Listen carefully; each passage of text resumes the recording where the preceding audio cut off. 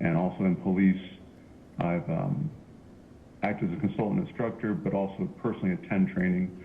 I'm an advanced force science specialist as an analyst.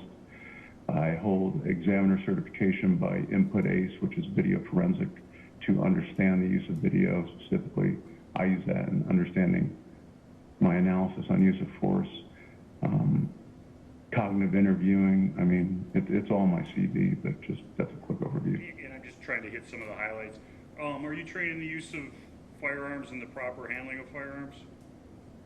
Not only am I trained, anything up from what they would normally refer to as a pistol up to a long gun, and then even extended range weapons out to miles for artillery. I also am a certified instructor in the same. And you mentioned that you are, and I'll probably say it wrong, ACE certified in video review?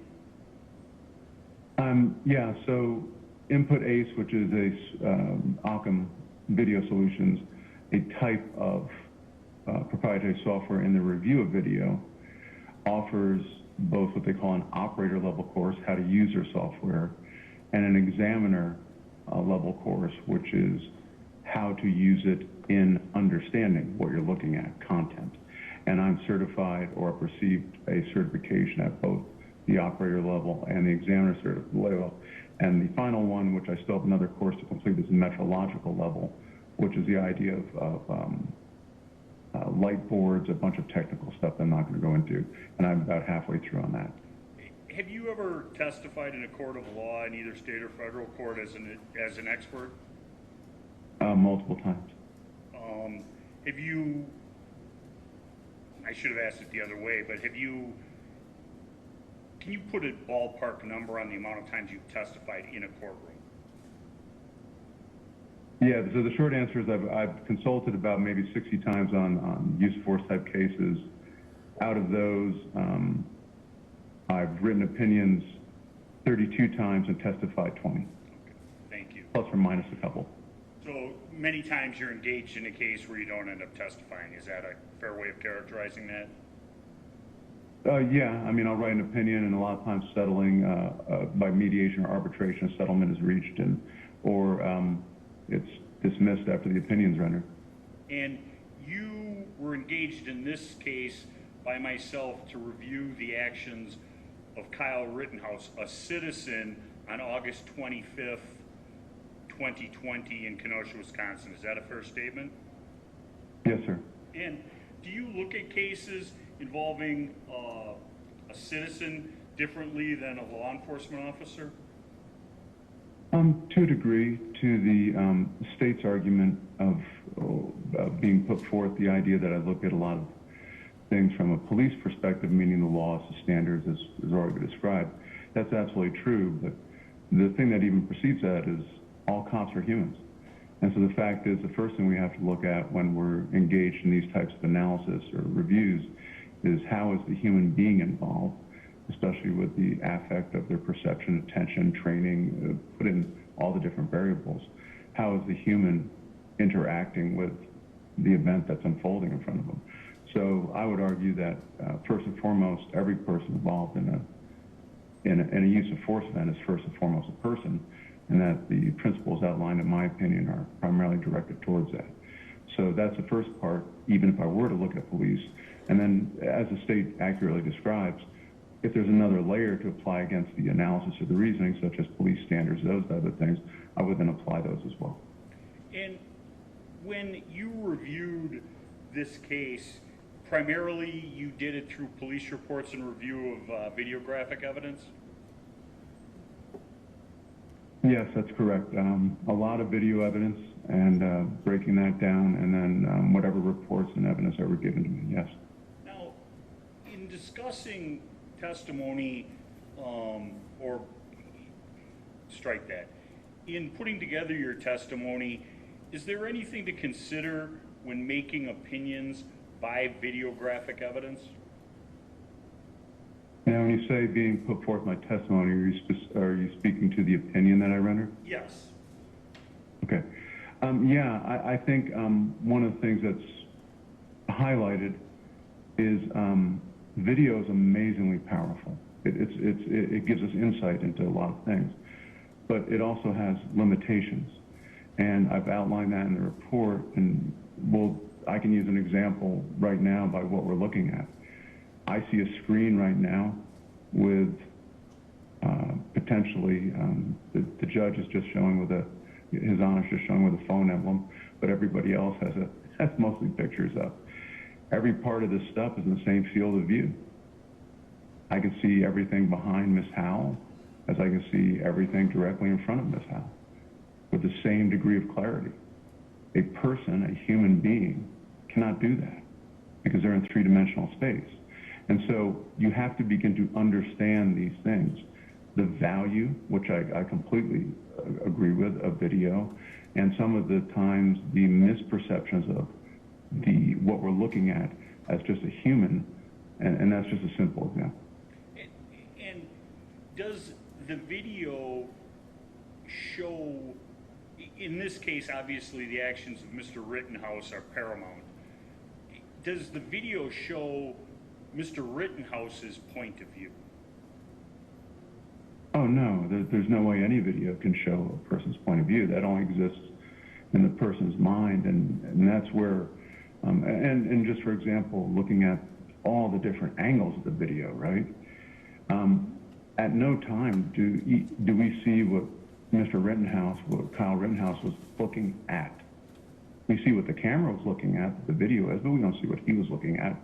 And even if we did see what he was looking at, that doesn't mean that we can perceive what he was attending to, what made a difference to him, or what he then interpreted from what he attended to. Video is a very good way from a hindsight examination to begin to get an understanding, but video never portrays someone's attention or perception. It's incapable of doing that. Now, directing your attention to your review of the video and the police reports and information that you relied on, does the circumstances of that evening play any effect or any part in your evaluation? I would argue yes. I have to take that into consideration because it's context. In other words, as a use of force expert, as a person that analyzes these type of things, everything is sort of painted on the backdrop of context, a canvas, so to speak, to use a metaphor. And in that night, the decision-making that occurred on that evening and that night, the decision-making that occurred by both those people that interacted with Kyle Rittenhouse as well as Kyle Rittenhouse himself were on the backdrop of things like riots and crowds and cacophony and noise and all these other types of things preceding violence. All analysis should, or I would argue sound analysis, has to take in effect the context by which it is determined. Something we do here may not be the same thing in another culture and vice versa. So yes, it does have effect. The fact that there was ongoing chaos or community unrest, that is something you would consider? I would consider. I wouldn't say it would necessarily make one thing more reasonable or less reasonable than the other, but to not consider it, I think I would be doing an inadequate analysis. Okay. Now, in your review of this matter, you did break down videographic evidence, correct? Yes, I did. Now, when you review things videographically for times, is that just using a stopwatch to get the times between first shot, second, third, and fourth shot? No, and there's two things about this specific case, and this is what I usually do on these, and in the past I've done them informally, and now I do them formally with a certification. The first thing is video has the ability to be compressed, so even if I was counting frames, for example, 30 frames per second, if I counted 15 frames, I could assume that a half a second had occurred. But video can be compressed, it can be moved around a little bit. So one of the things I did with this case, which I do with other cases, is I also took and applied a piece of sound editing software. But just the short answer is the audio stream, which is uncompressed, is in there as well, and so I validated the timing of the shots by both the videographic information and the audio stream as when the percussion of that sound started down to the hundredth of a second. And using a frame per second calculation, why is that superior than just holding a stopwatch and clicking it off that way? Oh yeah, yeah. So I used to run track. I used to use stopwatches, and so it's an interesting question. The short answer is, if you think about the stopwatch, it's a perfect reaction. My fault. It's a perfect example of reaction time. I'm waiting for a stimulus. Something's happening on the screen in front of me, and then when that stimulus happens, I transition it to push a button on the stopwatch. Well, that takes time. So by the time I look at the digital display or the analog display of the stopwatch, I've also added in my own reaction time to that as well. Now, arguably, I do that the same way when I look at video and audio, but the difference now is I can go back frame by frame and see a muzzle flash and look down at the recording and have an exact count. Nothing to do with reaction time. I can do that in 2 minutes, or I can do that in 2 seconds. It's still the same reading on the screen. So I would argue it's much more accurate, and by doing so I can use a baseline which gives me a better understanding of what's occurring. And you broke down the sound and pictures or video for event number 1, which was the 4 shots in car source 3 with Mr. Rosenbaum, correct? Yes, I did. And those are contained, the times, in your report? Also correct. And those times would be the first shot is 0? Is that a question? Well, yeah. Well, it's not the first time is 0. It's that if what I do is I use the first shot as the starting point, so it has a value. I give it a value of 0. Okay. So the first shot is 0.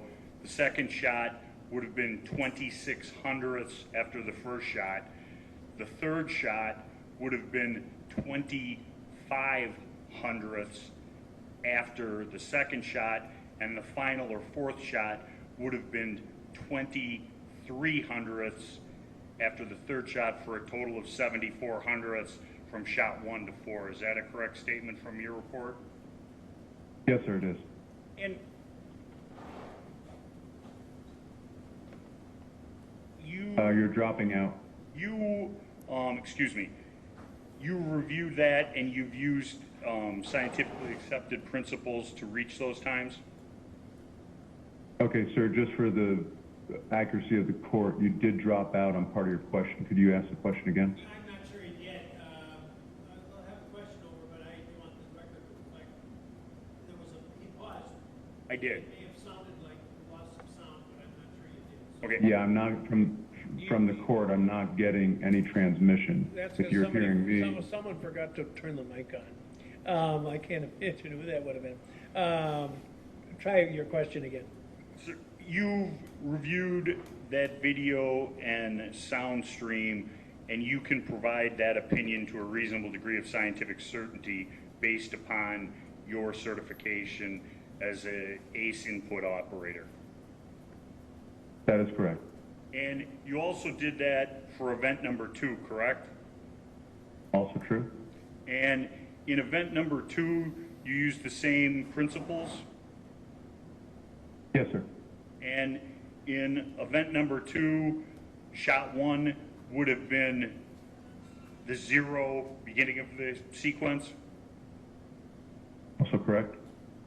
Shot number 2 would have been 68 hundredths after shot number 1? Correct. Shot number 3 would have been 1.98 seconds after shot number 2? Correct. And shot number 4 would have been, I'm having a hard time reading my handwriting, 2.77 seconds after shot number 2. Is that a fair statement? That's a fair statement, and I would also point out that we're rounding to some degree, so I would say that all of those measurements are, depending on how a person looks at a frame, that I would say the reasonable degree of certainty is plus or minus 100th of a second. For a total of, within the parameters of the test, 5.637 seconds, correct? Correct. And that is offered to a reasonable degree of scientific certainty? Yes, sir, it is. Now, in your report, you talk about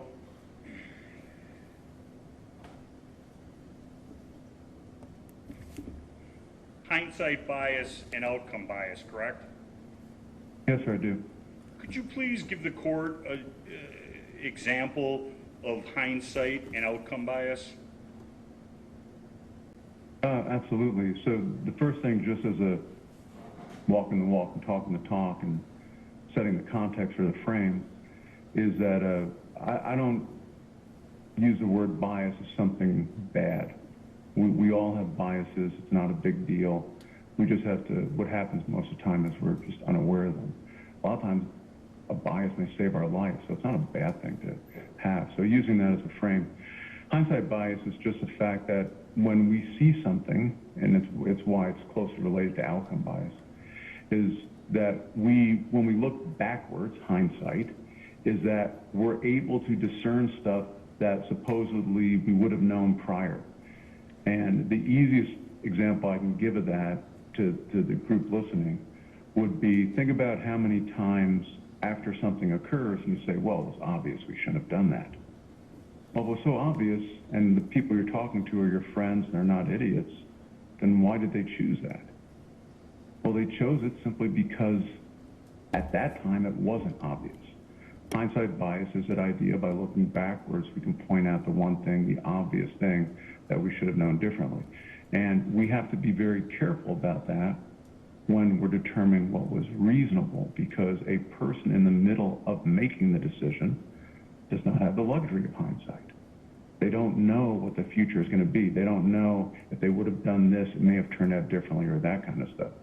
What they're dealing with is in the moment. So hindsight bias is a very critical thing that I warn and caution analysts and review to be aware of themselves if they may be putting it in. The other one that you mentioned was outcome bias. And outcome bias is a choice, both either conscious or subconscious, below the level of awareness, that we determine the value of something based on the way it turned out. So the old adage from systems methodology is that a system process can create desirable outcomes and undesirable outcomes. Sometimes a really good process, one that's really efficient, can still end up with a bad outcome or an undesirable outcome. Sometimes a bad process can end up with a good outcome or a desirable outcome. If you concentrate on the outcome and then go backwards, you're also contributing to hindsight bias. So if we look at the way something turned out, and I'm going to apply this directly to use of force. In lethal events and use of force where a life has been taken, expired, the one given is that it's always a tragedy. The outcome is not something that we wanted, so to speak, society in general. But that doesn't necessarily mean that what led up to it or what didn't lead up to anything else. And if we look at only the outcome and we go backwards, that's also problematic, much the same way hindsight is. So an outcome bias, it's a concentration on the outcome as determining the value of the system as a whole. When you reviewed this case, did you form an opinion as to whether or not Kyle handled his firearm in a proper manner during incident 1?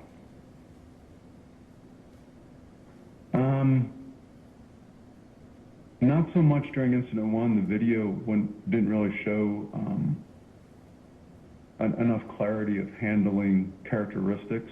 There was lead up to that where he had his weapon slung, and everybody has different tactics about what is proper or not. If we just consider handling in a safe manner, his weapon was pointed down most of the time and these type of things. He didn't seem to be reckless with his weapon in any way for the stuff leading up to event 1. And event 1, just for clarification of the court, we're referring to basically the gas station, correct? kind of refer to it as car source 3. It's at, we would agree, at 63rd and Sheridan. So we're all on the same page. Yes, sir. And now, going in to event 1, were there any environmental factors that came into play at that time? Oh, I would argue yes. I mean, if you think about it, one, you have the actual act of, I mean, just think about the nature of the dynamic, and well, I'll use environment in a broad context, not just temperature and light and that kind of stuff. The first one is he's obviously, well, you know, not obviously, but it would appear that he is moving away from somebody to be pursued. There's an object being thrown at him, which means he is the defender, or he is in a reactionary mode. He's trying to gain distance. We have low light situations. We have a crowd. We have a large amount of noise. We have a bunch of people filming. We have differentiations in light. You have it lit up more where they're going to and not as lit on the street. So all those things affect things like vision, your hearing, your ability to process a stimulus. Yeah, so the short answer is yes. And you used the term he was reacting. Could you describe that more? Yeah, the idea of reaction is the most simple way to do it is something else is being observed, is pushing, is doing something, it's acting as a stimulus, and then you're not the initiator of your action. You're playing catch up to their side of the equation, so to speak. This is commonly referred to in different things as, you know, an OODA loop, observe, orient, decide, act, and it's also referred in infrastructure in the same type of decision methodology, sense, anticipate, act, learn. I mean, it really doesn't matter. But the idea is something else outside of you is the initiator of the action, which means that the action you're doing is a reaction. You're reacting to their stimulus, that variable, or something similar. And the acting force in event number 1, would that be Mr. Rosenbaum?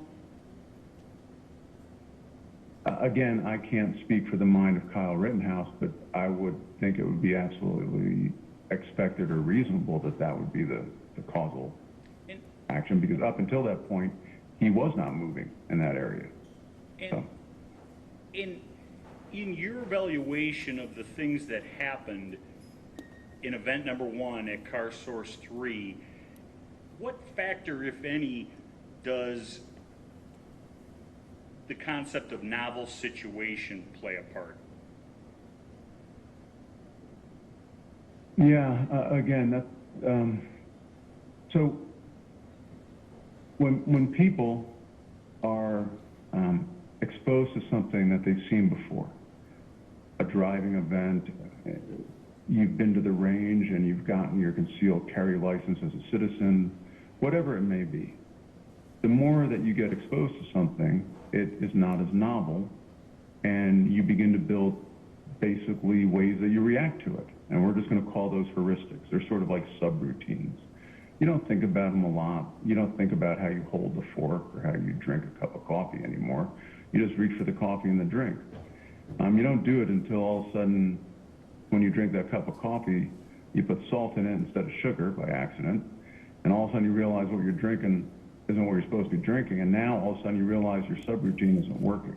It becomes, for lack of a better term, novel. The first time you've been exposed to it is something highly unexpected. When you're in that area, you don't have a library of choices to pick from, because your library hasn't been filled up with the metaphor of those books. So you're creating your choices and your actions on the fly. You may have expected something, but all of a sudden it goes that. And many people have been in those situations, avoidance of a car accident. All of a sudden you're swimming in water and it's way too cold and you realize you're being pulled out. It's a tough place to make decisions at, because it can be overwhelming.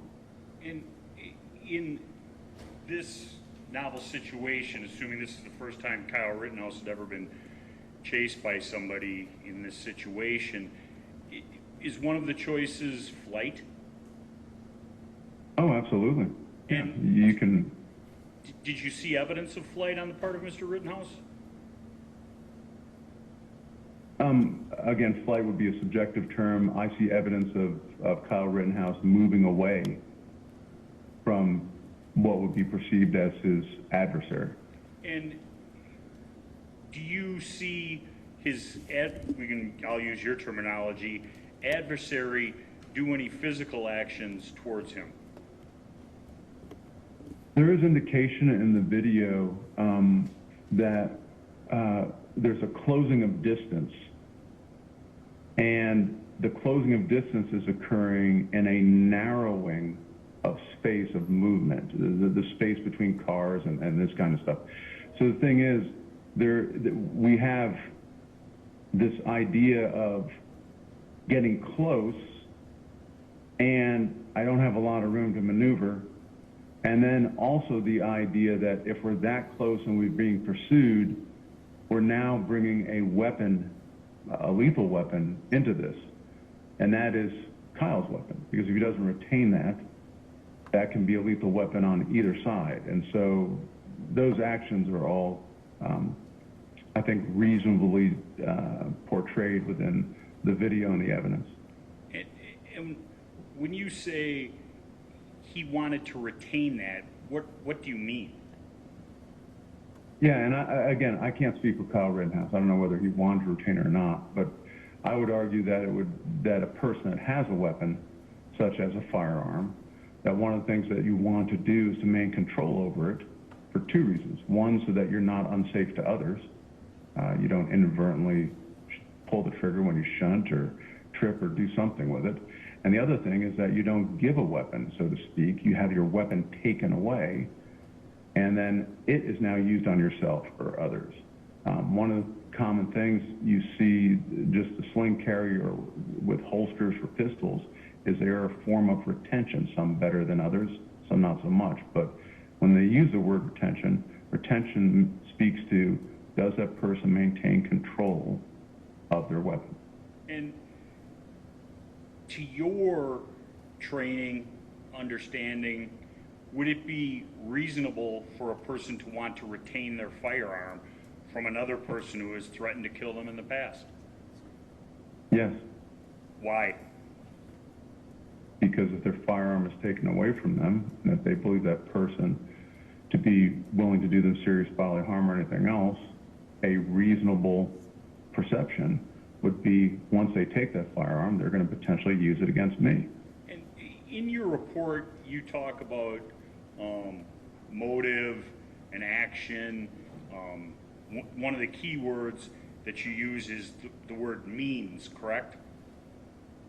Yeah, so I don't necessarily talk about motive, but I think what you're referring to is intent, means, and opportunity as a way of helping to give a framework for understanding use of force decisions.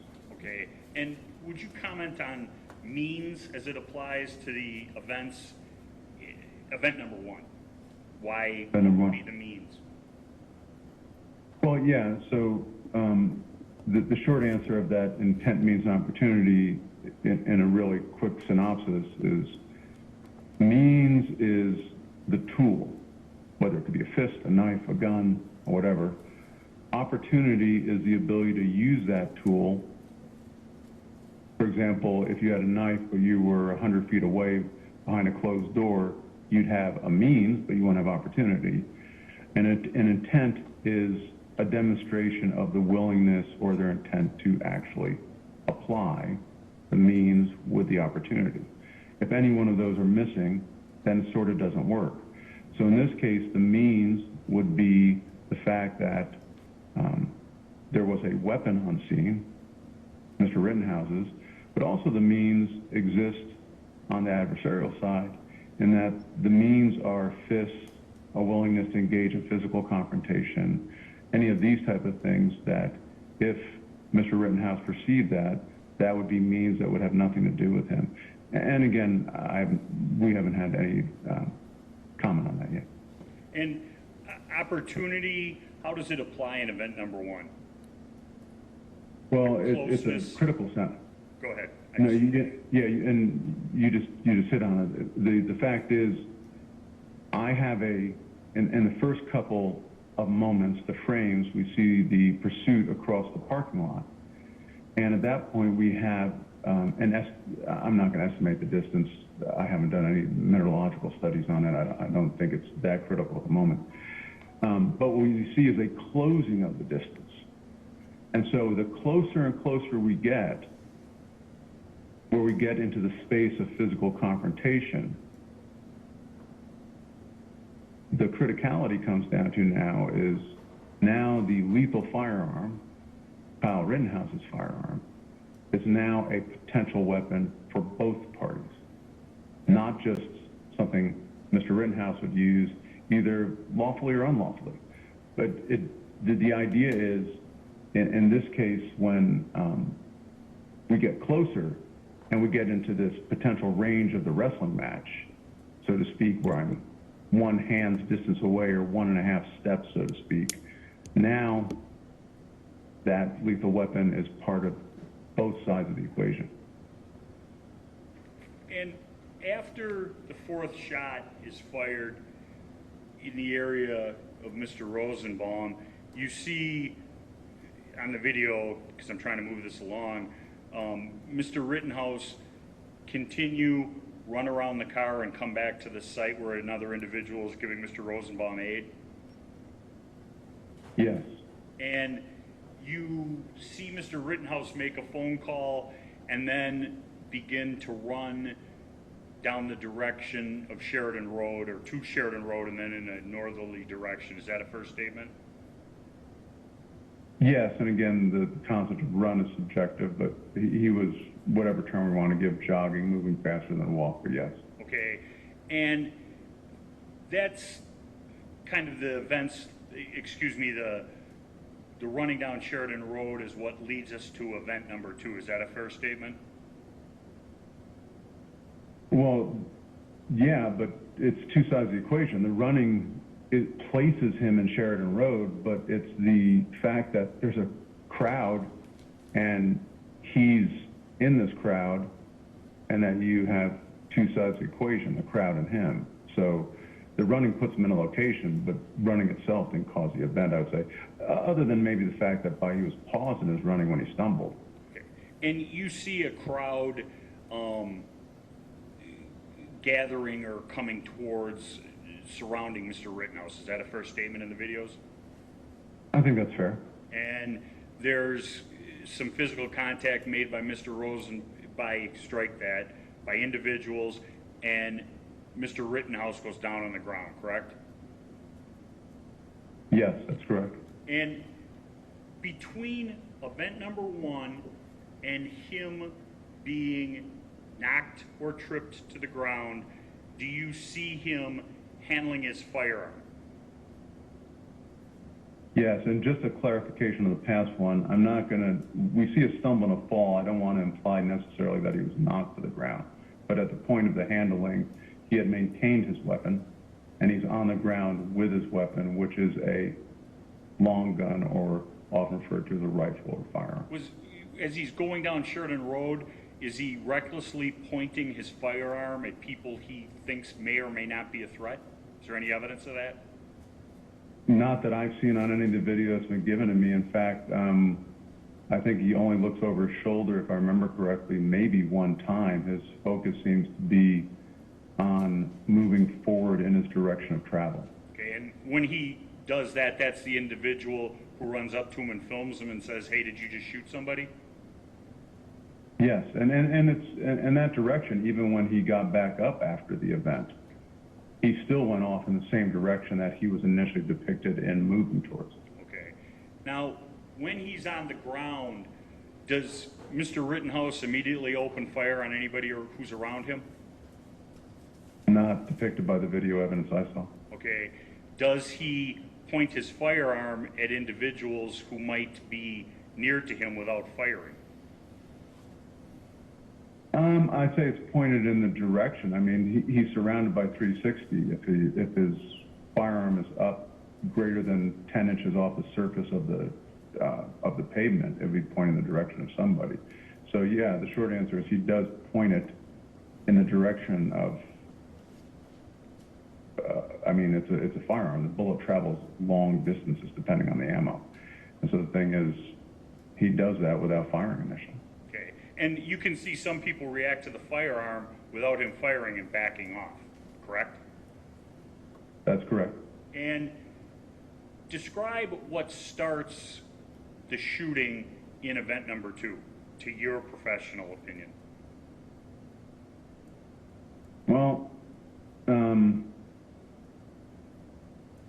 you've got a couple things going on, but I think the easiest way to describe it is if you were to think of a small circle drawn around Kyle Rittenhouse of some distance, whatever it may be, you've got layers of the crowd out there, and then what happens is someone is inside of that circle and moving towards him, and basically it makes contact with him physically and knocks him off balance. Now, what he was trying to do is up to him to tell the court or not, but the idea is it seems like he was sitting up, he's getting stable position. We know later on that he got up and tried to move again towards where the police were. So the first thing is someone coming in from the outside using physical force to knock him off balance, and I would say that's where it first starts. And when someone approaches him and they place their foot on Kyle's face, some would say that's kicking him in the face, correct? Yeah, and remember in that event too, if you look at the dynamics of that person had momentum as well. It wasn't just, I stood there and I pushed someone with a foot. One can, just by the very nature of, in this case, the adversaries, and we'll call this person adversary number 2, his 1 foot, it's a jump. Both feet are up in the air, which would indicate that there is some sort of momentum being involved in this as well. So. And that individual is wearing what would commonly be referred to as heavy work boots? I think that's fair. And that in and of itself could cause a fatality, correct? It's possible. I mean, a kick to the head, if applied with enough force, can cause damage that could be potentially fatal. I'm not a medical expert. I can speak to it from martial arts knowledge and reviewing homicides. The fact is physical force applied to the head area can be fatal, or at a minimum cause loss of vision, blindness, hearing, breaking of the orbital. I mean, I'm not going to speak to the medical part. I'll just speak from my knowledge personally that I know that being kicked to the head can cause severe damage, serious physical injury, and has a potential to cause death, yes. And in event number 2, adversary, you refer to him as 2, but I refer to him as jump kick man. That's the first person that Kyle shoots at after Mr. Rosenbaum, correct? Yes. And after jump kick man makes contact with Kyle, what happens to Kyle according to your review? Well, there's a bunch of things, but the short answer is he gets attacked again. Okay, and attacked by hands or attacked by an object? Object. Basically, another person now has entered in the fray, and I've served on mobile response teams, and I've done other stuff, and I've been in other nations, Bosnia and everything else, and I've watched crowd dynamics at play. It's not uncommon that, once something starts, it begins to escalate. And so now... I didn't mean to cut you off. Go ahead. I didn't mean to cut you off. So now what you see is this progression. So the progression isn't necessarily unexpected. One person's tried it, and now we have another person coming in with a skateboard, and they use a skateboard as as a weapon against Mr. Rittenhouse. And to your viewing, striking him where? Head, neck area. I wasn't able to determine if it was, you know, like above the neck and only to the head or down there, but I'd say the head or neck area is a good general assumption from the video. And after this individual strikes Mr. Rittenhouse with his skateboard, he does what? He continues to stay engaged with him. So this wasn't just a run by and, you know, this isn't like running through the sprinklers and getting wet and then coming back out. This person is, after he does the first, we'll call it a strike, with the skateboard, you know, hard wooden, I mean, think about getting swung out with a bat. But the fact is, he's taking his body weight with both knees and staying on Mr. Rittenhouse. Now, I think that's interesting because this would be indicative of him or an assailant as a way of establishing control. Whether you're a student of ground fighting, whether you've been trained in a civilian police academy, whether you've been trained in anything, the idea of putting knees down on somebody to use it as a way to potentially pin them or control them are techniques that are commonly taught. And as he places his knees on Mr. Rittenhouse's chest, does he do anything with the hand that doesn't contain the skateboard? Well, he's, yeah, and this is the ongoing part. So we have a strike, we have a attempt to control, and so the question is, what's the goal of this?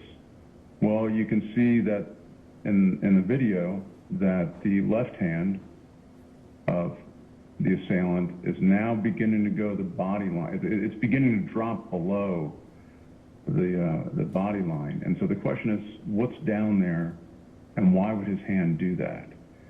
And my argument would be is if that hand is down there, that hand is potentially going for the weapon, going for the firearm.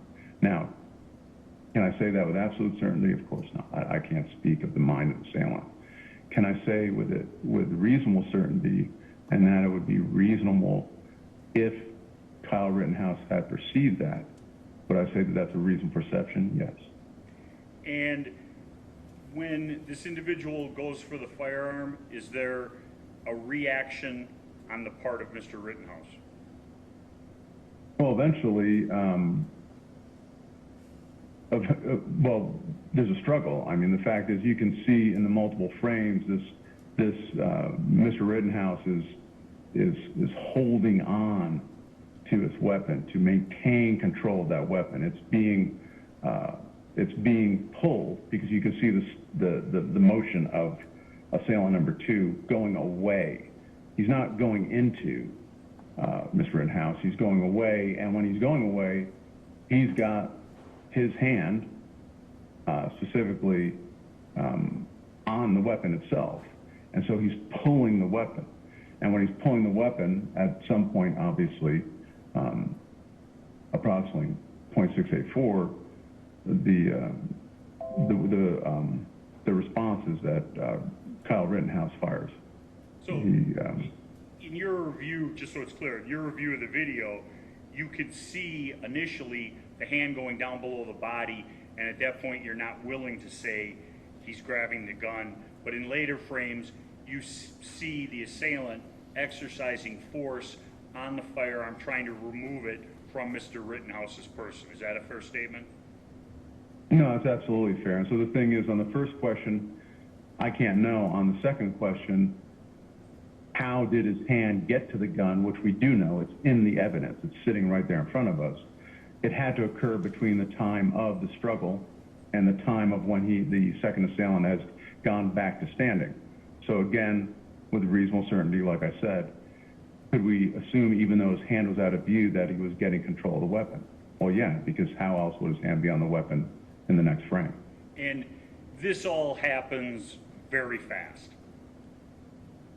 Oh, yeah. I mean, amazingly fast. And how many times with your review, does Kyle Rittenhouse shoot assailant number 3? If I'm making sure that I'm counting your assailants correctly, that would be 2. The gentleman with the skateboard. 2 times. How many times? You're saying shot? How many times does Kyle Rittenhouse shoot from your review, the individual with the skateboard, not Jump Kick Man? No, with the skateboard 1 time. Okay. And that individual goes off to one side to move this along. Is that a fair statement? Yes. And in your review of the video, does there come a time where he's approached by, in event number 2, a third individual, assailant number 3? Yes. Describe that. Yeah, that's an interesting one. This is, at least as depicted by video evidence, and other interviews as well, the only person that's actually going up now that has a firearm. This person has a pistol. And that makes a difference. And then the other thing that's sort of happening about that is there's really a difference in the movement pattern of this one. Because at this point, after Mr. Rittenhouse had disengaged from, if I'm making sure with your count, we'll call him Skateboard Man, just to make sure we're not using numbers. If he had disengaged from Skateboard Man, we now have a third person in event 2 approaching and coming up on him. And that's, for lack of a better term, interesting. Go ahead. And that individual has a firearm in his hand, correct? Yes. Describe the interaction between Mr. Rittenhouse and assailant number 3. Yeah, there's a lot of stuff going on in here, and one in particular is we've got the approach. So the first thing is assailant number 3 closes distance. Now, we talked earlier about context. He closes distance with someone that has been wrestling over a firearm and up to this point had discharged his weapon multiple times, that we would argue that assailant number 3 would have been aware of this. They've seen the idea. Now, at the same time, he hasn't sprayed the crowd. He hasn't done anything. When you refer to call he, I'm sorry to interrupt, but when you refer to he, who hasn't sprayed the crowd? And absolutely correct. That's my fault. Kyle Rittenhouse has not taken his firearm and basically just pulled the trigger without any regard to anything and just sprayed the crowd as a vernacular to get back. But he has had very directed fire, deliberate choice in very specific context. The specific context would appear to be, I need to maintain control of my weapon. When the fighting of the weapon starts because even the attack itself is still the struggle over the weapon, ultimately. But what's funny, and I don't mean this in a demeaning way, what's odd, I guess would be a better term, is that the third assailant has his hands up, we'll call it a universal symbol of either surrender or peace or the fact that I'm not an aggressor. I mean, in fact, we still shake hands today to show we don't have a weapon in it. We still do these type of things. Even the military salute to some degree is based off of that history. And yet when I'm doing this, I still at some point, I being the third assailant, I change my movement pattern. And you can actually see it in the video where I load, which means I sort of, if anybody's ever sprinted or about to push something, like even push a door open when you came into the courtroom, you sort of brace off your back foot while you're loading up so you get better contact and better connection with the ground to apply your musculature through the door. You can actually see assailant number 3 load and go forward and re-engage. And you see that also not only by the loading of the foot, but the dropping of the torso and the shoulders. And so the thing is, this would be in direct contradiction to an expected behavior of someone doing something else other than moving in. And then ultimately with that one big large step, when you see them stepping in, and don't forget the context, there's still people running around with wooden objects, you know, potential things to hit people with and these type of things. And basically the third assailant ends up getting shot one time as that type of dynamic is occurring. As he gets shot from the first position with his hands up to when he's shot in the arm, is he moving away from Kyle Rittenhouse or moving towards Kyle Rittenhouse? I would argue that the evidence shows that he is moving towards. And that's but where again, he struck once in the arm? In the bicep, if I recollect correctly, yes. And that's the last shot that Mr. Rittenhouse fires on August 25th of 2020? Yes. And Mr. Rittenhouse then gets up from his seated position? Yes. And at least as depicted in the video. And he begins heading down towards the police line on Sheridan Road? Correct. He continues to head in the same direction that the beginning of the event started. And in the videographic evidence, there's 3 more shots in quick succession? Yes, and that, yeah, you can hear it on the soundtrack, but yes. And does Kyle shoot at those shots, or the direction those shots are coming from? Kyle, can you rephrase that question, please? Does Kyle take his firearm and fire in the direction that he perceives those shots coming from? I don't know where Kyle perceived the shots to be coming from, but I don't see any indication that Kyle fired any shots based on that stimulus. He does turn around shortly after the shots, correct? Oh yeah, he turns around from the sound, but again, I don't see any indication that after he turned towards the sound, he also fired his weapon. And then he runs towards the police line in the video with his hands up, correct? Correct. And you've reviewed this for whether or not Kyle's actions were reasonable under the self-defense law of Wisconsin? That's correct, under the Wisconsin statute. And do you have an opinion as to that to a reasonable degree of scientific certainty? I believe the actions comport with it, and that self-defense, as described in the standard, not speaking as a legal opinion, but I do believe that they were reasonably necessary. I was doing event 1 first, Your Honor. Doctor, you understood that I was speaking of event 1? I didn't, but using the same, using that as the question, I would say that the event 1 actions were objectively reasonable, and they comport with the idea of reasonable necessity under the Wisconsin statute, as I understand it. And you've testified to the factors that go into that determination, correct? Yes, sir. And as to the shots fired in event number 2, is it your opinion to a reasonable degree of scientific certainty that those shots were also reasonable in the endeavor to try and protect Kyle Rittenhouse's person? Yes, and speaking specifically, I would argue against the 3 assailants as the condition to that understanding, but yes. And you refer to the 3 assailants. Does the fact that there are multiple assailants enter into your factors? Oh, absolutely. And when I say 3 assailants, I just meant the assailants that made the choice to interact with Kyle Rittenhouse that evening. And there were actually more than 3 potential assailants at event number 2. Is that a fair statement?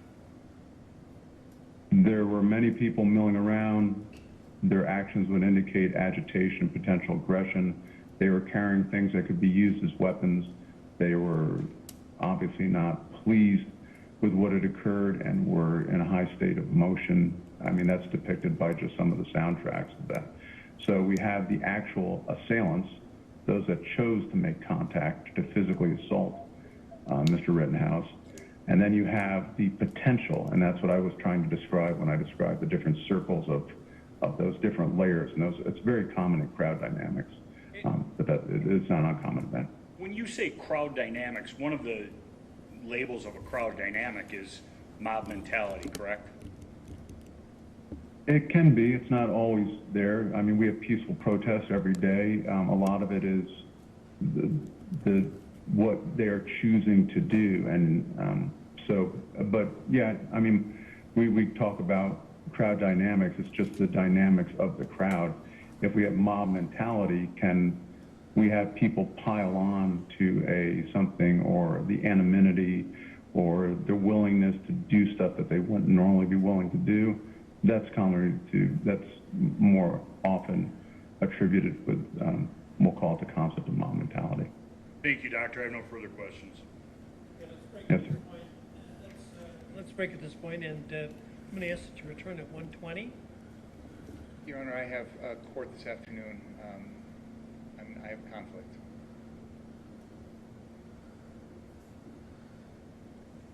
You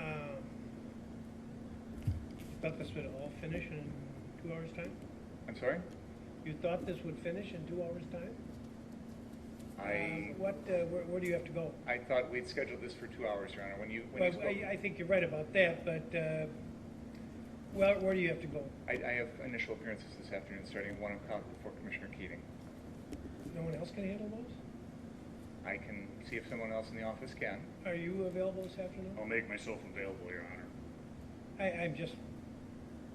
Unless there's a specific case you want to cover over there. No, I can see if someone else in the office can, Your Honor. Okay, let's try to start at 1:20.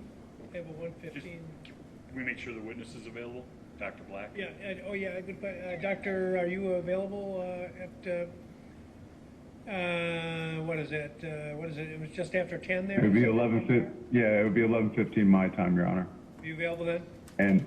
And I will make myself available. And Mr. Willis, will you be available? Where are you physically? Yeah.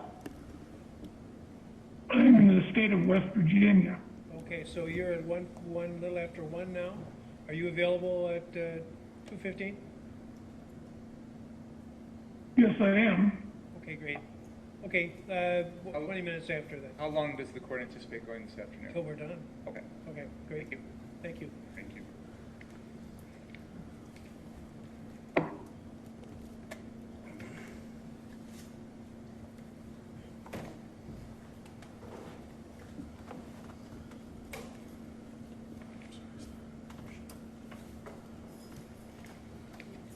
And apologies to the court, confirming you're using the same Zoom login You're this correct. afternoon. You are correct. Okay, thank you, Your Honor. Thanks.